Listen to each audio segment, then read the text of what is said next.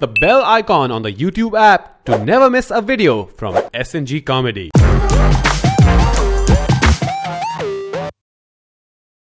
Hello and welcome to The Big Question with SnG. Today we have with us one of the best comedians in the country and one of the... with the baby, man. If you go anywhere out of India and you ask about an Indian comic, his name comes up. His name is Daniel Fernandes. Yes. Hi, Vicky. Daniel this side. Daniel this side, Vicky this side. Daniel, we're thinking of getting you in the group, SnG, and kicking Pathak out. I'm glad we had that chat. I've been watching SnG for a long time. Like, what is this guy doing in the group? We don't know. We just kind of keep him as a placeholder. You know, so your paper doesn't fly, you put that thing on top. That's basically Pathak in the group. And what is flying exactly? A sense of humor? Ideas. So guys, what is happening now is like heckling. Okay, yes. And coincidentally, that's also the topic of today's episode. Connect. Smooth. So, little background. I remember Daniel being the only comedian. Like, we would all sit and watch stand-up comedy videos. Daniel would watch heckler takedown videos. What would happen? A lot of comedians would like Karan was like, oh, dude, you have to watch this. You have to watch this comedian, and so Daniel would share that with me, and then he say, also, look at this comedian taking this fucking heckler down. And relish. No, but tell us about your one heckling story that comes to mind. So this happened recently when I was in Shanghai. You from Shanghai? I did some shows in Shanghai last month, and all expat crowd. In English? English, yeah, expat crowd. That's not coming up on YouTube, is it? The locals don't speak English. They don't have YouTube. Wow. The audience को समझेगा नहीं. They'll comment कौतुक का निकालो क्या? So this is a show. This is the second show, and everyone, the whole room is expats. So there's Brits, there's Australians, and there's Americans. And all of them are in a very rowdy mood, very rowdy crowd. And they are heckling every comedian before me. So there are 4 guys and me. I was headlining. And the best part is all the comedians before me were white.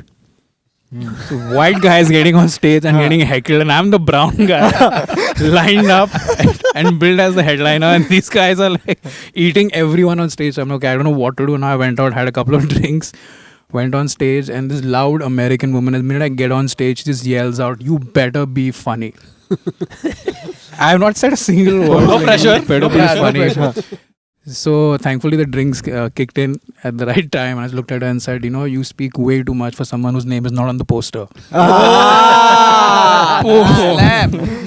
Slam. Everybody, full applause break. She shut her mouth. Show went well. But that was a fun heckling experience. There's been, but I've heard stories, Daniel. I know one story about you that did the circles in the comedy circles.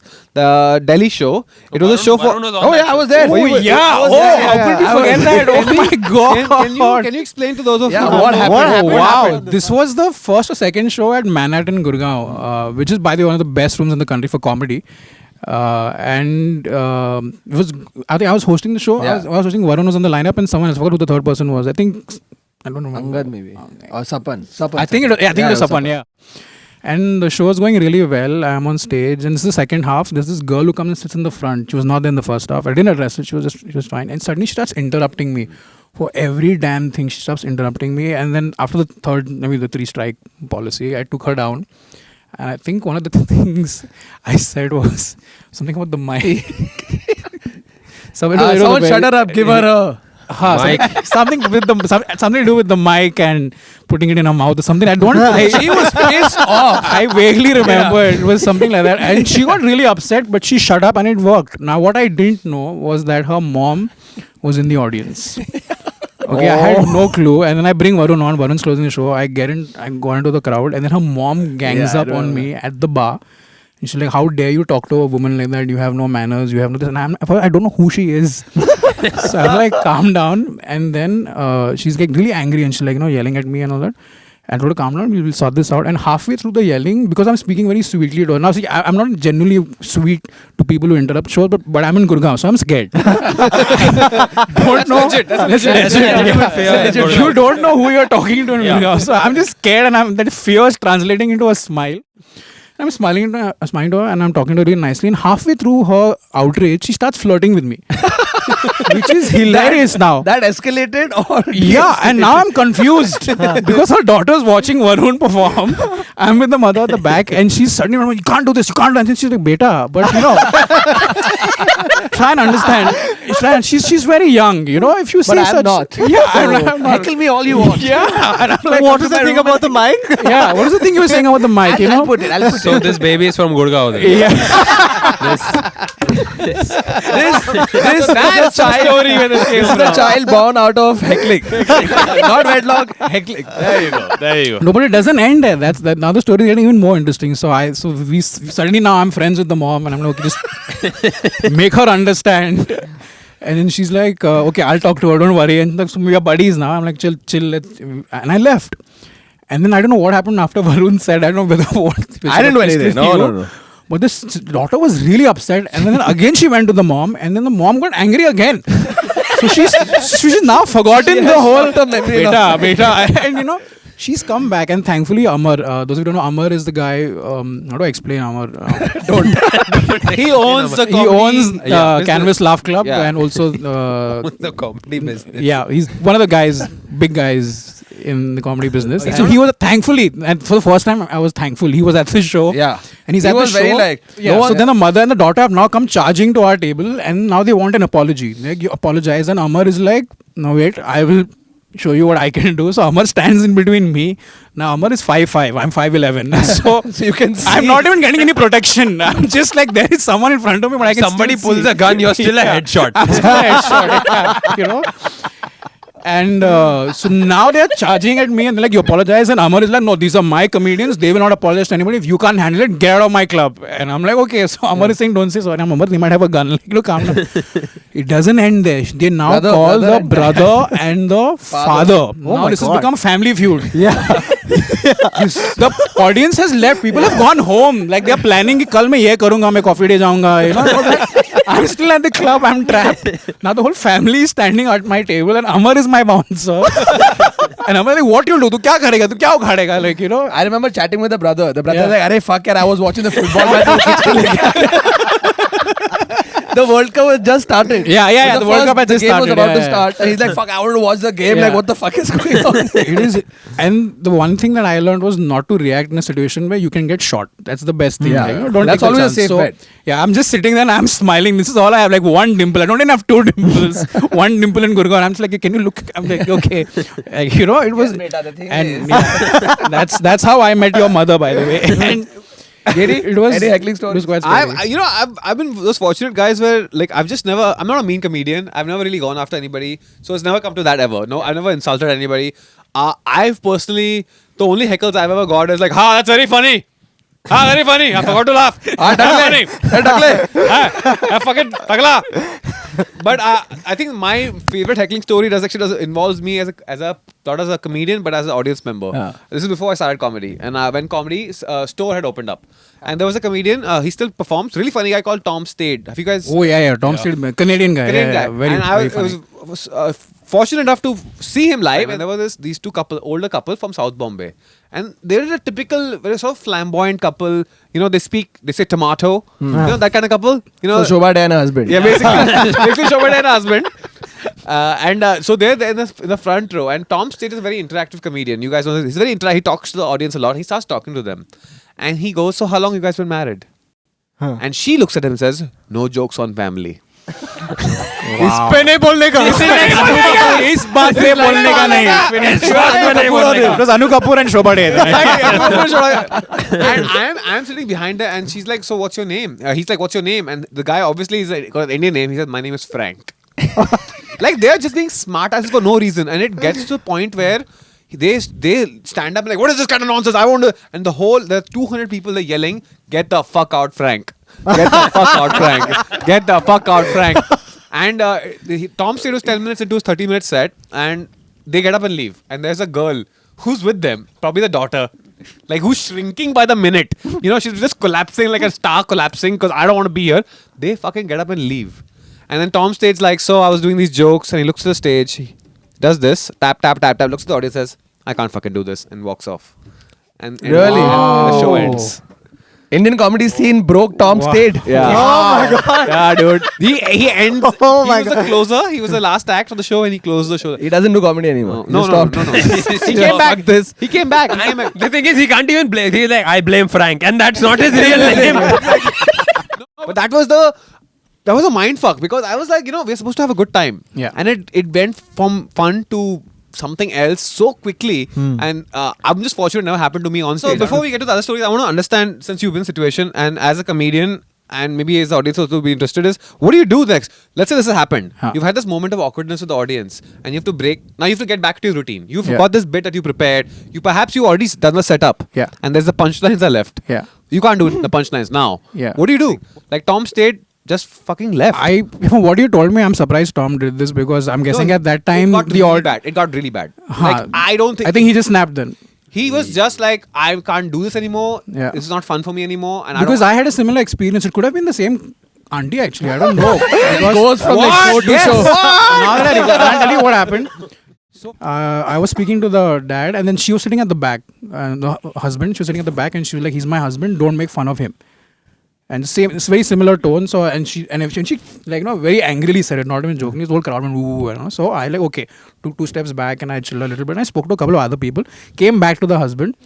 And like तेरे भी कान में खुजली कम नहीं है ना बोला ना ये बात कर नहीं मैं करूँगा So I went back and I started speaking to him and he was responding and the crowd started laughing and then slowly auntie couldn't help it because everyone else is laughing and I'm funny yaar, come on. So matlab, I know what I'm doing and so everyone's laughing but now because she said she's trying to stifle her laughter and eventually she's like fuck it I'm going for it and she started laughing and then like yeah auntie laughed like pointed at auntie and everybody the tension then broke and everybody like yeah applause and she was like okay fine make fun of him and then she's forcing me to make fun of him now stop talking about jokes just make fun of him this guy. But one thing that normally happens, right? So if an audience member is trying to heckle you or just be loud and obnoxious for no reason and people can see that, the whole crowd sort of always, on your I've side. noticed, gangs up. And it's a double-edged sword, no? Like I think what's happened is you guys have realized that you guys had good recoveries in both the situations. Yeah. But what if you have a bad one? Now, what you said, the audience takes sides, right? Yeah. Has it ever happened to you guys? The audience is Where a not taking. heckler has won. I have not lost. Has it happened to you I'm guys? not ever? lost. No. If I No, go like- head to head, then I'm not going to lose. I think one thing I try and follow is every time I'm doing stand-up, if someone's trying to talk, or I don't react immediately. I just sort of you gotta start pick your speaking battles, louder. yeah. Best- I've Just- seen just jump Thakur upon. more than any other comedian. Thakur, there's no fucks given who's sitting there. Yeah. There could be a flock of penguins sitting there. Thakur, no fucks. You know about Andheri? No, we Thakur- don't have it North Pole. It's Thakur- left from Thakur taught me a very important thing. Like if there is a group of people who are laughing really loud at your set, start performing your whole set for just those people. Fuck these guys who are giggling. But the same thing happened. Okay, so once I get called. This is when Laugh Factory was Comedy Store, and there's this Mandy night. Okay, so Mandy night fell sick. So Charlotte calls. She's like, "Listen, can you replace?" I said, "Cool." So I go, and as soon as I go up, there's this lady sitting on the right. Okay, and this is the time I was doing Andheri jokes, which is 3 weeks ago.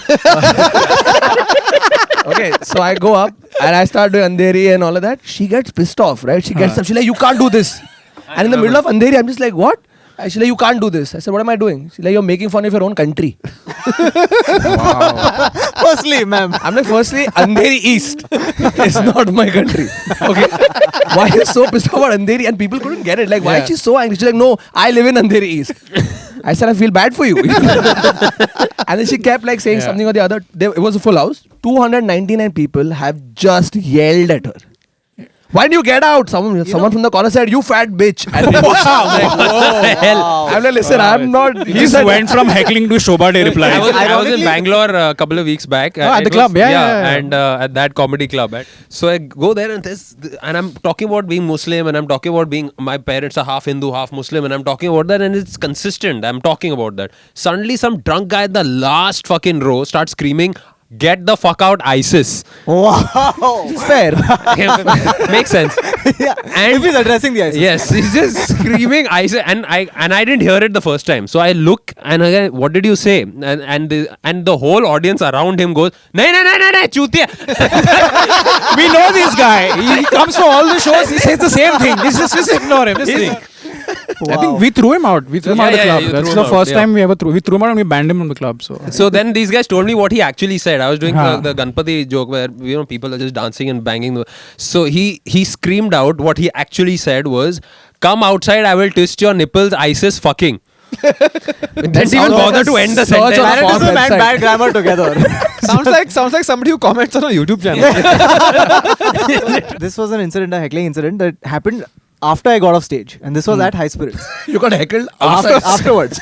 It was great. Very polite heckler. So this guy, okay, so I finish my set, I get off. Adhar's on stage, and I'm watching Adhar, okay, and then this has a tap on my shoulder. So I turn around, and this guy's got his finger in my face, and he's wagging it, and he's like, "All your jokes aren't funny." And then he just recedes into the crowd. And I was Homer like, Simpson going into the hedges. and I was like, that's a threat and feedback at the same time. That's amazing. ठीक है.